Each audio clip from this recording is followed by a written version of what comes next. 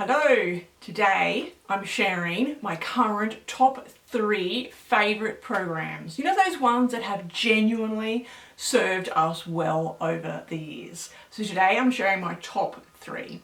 This is actually part of a collaboration. So I've joined a bunch of other homeschool YouTubers and we are all sharing our top 3 favourite curriculum. So if you're looking for curriculum, I think this is a playlist you're going to want to check out. So a huge thank you to all of them for joining in. I will pop all the relevant links down below. So please, at the end of this video, hop on down and click through and check out the full playlist for this particular one. Okay, let's get straight into my top 3 fave. So firstly, IEW. I'm not quite sure where our homeschool would be without this program. And yes, I have a very old, very well used copy of IEW, but the student writing intensive in this program and the teacher course has really served us so well. All 3 of my children have learned to write with IEW. My 2 eldest kids have been through the program 2, possibly 3 times. My youngest once, but we will come back round and move up and do a higher level with the program again with him before he finishes his school years as well. The thing that I love most about IEW is that it's a step-by-step systematic program to follow. So if you've got kids that won't write, don't like to write, just have zero interest in writing or struggle to get their thoughts down on paper, IEW is definitely going to be a program that you really truly should look at for them. I promise you it will work for the vast majority of kids. Now IEW is very heavy on research writing, report writing, moving on to the analytical essay type writing. It's not, in my opinion, although people do use it, but it's not really a creative writing program. But if you have kids that just like to follow a step-by-step process, then I can promise you IEW is really going to fit that bill. So I really recommend take a look at that one. It's been a staple and it will continue to be a staple in our homeschool. And our second current fave program is History Quest. We're really loving this right now. It's very well done, very easy to follow.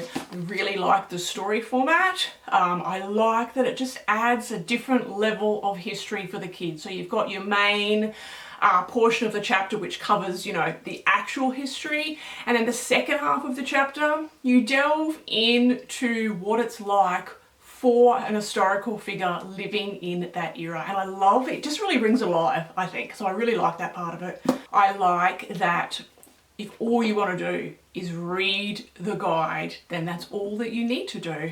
But then it also comes with the added bonus of the activity book. So that includes map work, copy work if you want it, narration, go along type books that you can add to, extra activities that you can add in. So we just pick and choose, 1, how much time we've got, 2, what our interest level is like for that particular era or where we are in history in that time, as to whether we actually want to spend more time or we're happy just reading the chapter, taking a few notes and making a notebooking page about that. And probably the best part about History Quest is the fact that finally we have a secular homeschool history program. Thank you, Pandemic. I did forget to mention in the beginning that at the end of this video, I will be, and along with everyone else that's joining this collaboration, will be sharing one program that is our least favourite or something that hasn't worked for us. So be sure to stay right to the end so that you can see what that one is. So our third favourite program right now is Logic of English. So Logic of English is a multi-level reading, spelling, grammar, and vocabulary program. And I don't love it in the sense that like we love our history program, but I love that it is compact. So you've got the teacher guide, the student workbook, and then a whole wad of cards, various flashcards to learn and memorize all the morphemes and graphemes and phonograms and all those things that go along with this program. I love that this is suited for all levels. I love that logic of English in comparison to another really well-known and well-trusted guide to help teaching spelling and reading. You don't need to buy a new level every year. You don't need to buy a separate reading one and a separate spelling one. You just need logic of English. So we've got Volume 1, and Volume 1 covers 3 levels. So once you finish that, you'll cycle back round and start again, but at a higher level.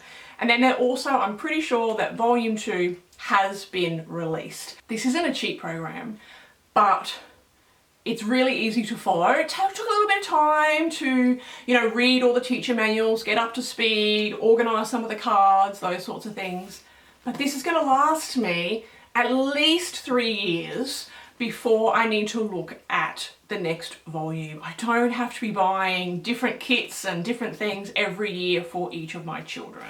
So that is Logic of English Essentials. If you enjoy these types of videos and you haven't yet hit that subscribe button, please do so now. And whilst you're down there, don't forget to tap that like button, because that tells YouTube that this is a valuable video, and they will then send it out to more people like yourself looking for this information. And finally, I want to share with you one program that would be on the bottom of our pile. So a program that just didn't work for us. This is not necessarily a bad program. So please, I need to add that before I show you what it is. It's not bad, it's just not for us. It's not for our style.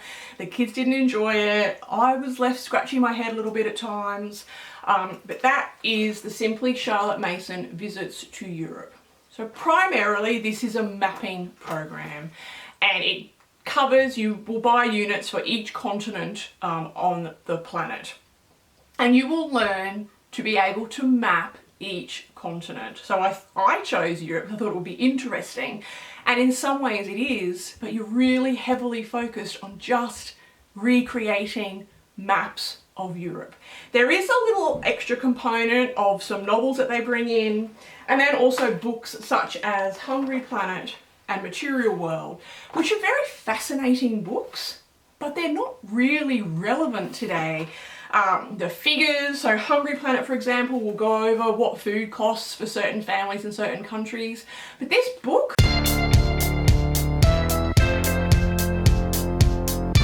so as I said, it's not necessarily a bad program, but it didn't work for us.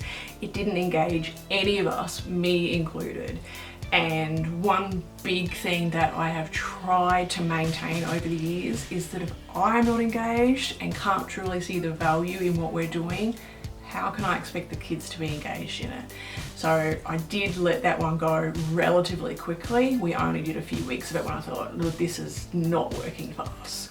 So yeah, that is the Visits to program. So just a reminder that this is a collab, so there's lots of other homeschool mamas sharing their thoughts and feelings of different programs that they are using in their homeschool. The links to all of that will be down in the description box below, so hop on down and click through and watch those. As always, thank you so much for being here, and I'll see you all again soon. Bye.